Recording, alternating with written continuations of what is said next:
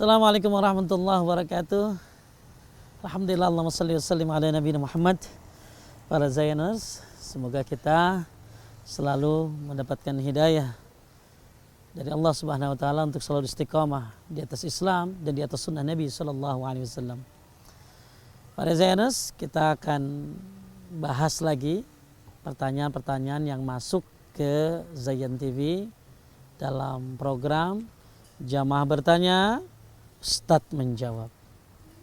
Yuk sekarang kita dengarkan pertanyaan dari saudari Edis Adelia. Apa sih pertanyaannya? Halo, assalamualaikum warahmatullahi wabarakatuh. Ustadz Agus Hendra, saya Edis Adelia. Saya ingin bertanya, Ustadz, kan kalau misalkan para wanita ini sholat berjamaah, Ustadz, itu ada yang bilang jangan atau tidak perlu tidak perlu iqomat, tapi ada yang bilang juga perlu iqomat. Nah, mohon penjelasannya Ustadz, yang benar kalau perempuan sholat berjamaah baiknya ada iqomat apa tidak? Terima kasih Ustadz Agus Hendra, ditunggu jawabannya. Barakallahu fikum. Waalaikumsalam warahmatullahi wabarakatuh. Pertanyaan yang bagus dari Edis Adelia. Semoga Allah mengistiqamahkan beliau di atas Islam dan sunnah Nabi sallallahu alaihi wasallam. Pertanyaannya adalah, bolehkah wanita melakukan azan dan iqamah ketika sholat berjamaah? Ulama memang berbeda pendapat tentang masalah ini. Ada yang menyatakan makruh, ada yang menyatakan boleh, ada yang menyatakan boleh tapi pakai syarat. Saya berpendapat boleh asal pakai syarat. Apa syaratnya? Dibolehkan bagi wanita melakukan azan dan iqamah, namun dengan syarat hanya dilakukan di tempat jamaah khusus wanita saja. Nggak boleh ada laki-laki.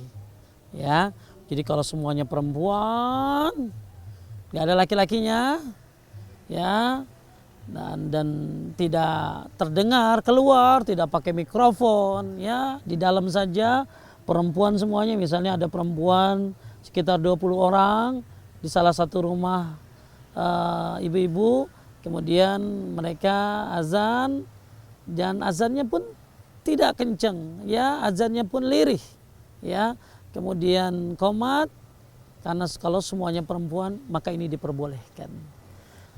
Dalilnya adalah yang pertama, keterangan dari Ibnu Umar bahwa beliau ditanya apakah boleh wanita itu berazan. Kemudian beliau marah dan mengatakan, apakah saya melarang orang untuk berzikir kepada Allah? Di sini diriwayatkan oleh Ibnu Abi Syaibah dan nilai baik oleh Syekh Albani. Jadi Ibnu Umar radhiyallahu an merasa aneh dengan pertanyaan yang diajukan oleh orang tersebut. Jadi orang ini nanya apakah boleh azan buat perempuan, dan dia merasa aneh. Karena itu beliau marah dan memberikan alasan bahwa azan termasuk zikir yang disyariatkan. Bagaimana mungkin dilarang? Nah, ini maksud dari Ibnu Umar radhiyallahu an, kenapa beliau marah. Ya. Kemudian yang kedua, riwayat dari Aisyah radhiyallahu anha bahwa dulu beliau melakukan azan dan iqamah. Kemudian mengimami jamaah wanita dan beliau berdiri di tengah-tengah shaf wanita. Jadi kalau perempuan shafnya bukan di depan tapi di tengah-tengah para wanita yang akan sholat bersamanya.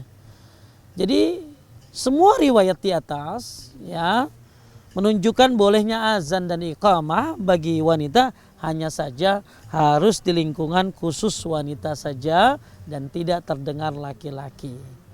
Ma'asyiral mu'minin rahimani wa rahimakumullah, para Zayaners, ya. Jadi pertanyaan Edis Adelia tadi, bolehkah ketika perempuan sholat berjamaah ada azannya, ada qomatnya? Boleh berdasarkan dua riwayat tadi. Akan tetapi dengan syarat tidak ada laki-laki dan tidak kedengaran oleh laki-laki suaranya atau dengan suara yang pelan. Semoga bermanfaat dan semoga Allah Subhanahu wa taala terus memberikan kita ilmu yang bermanfaat. Barakallahu fikum. Assalamualaikum warahmatullahi wabarakatuh.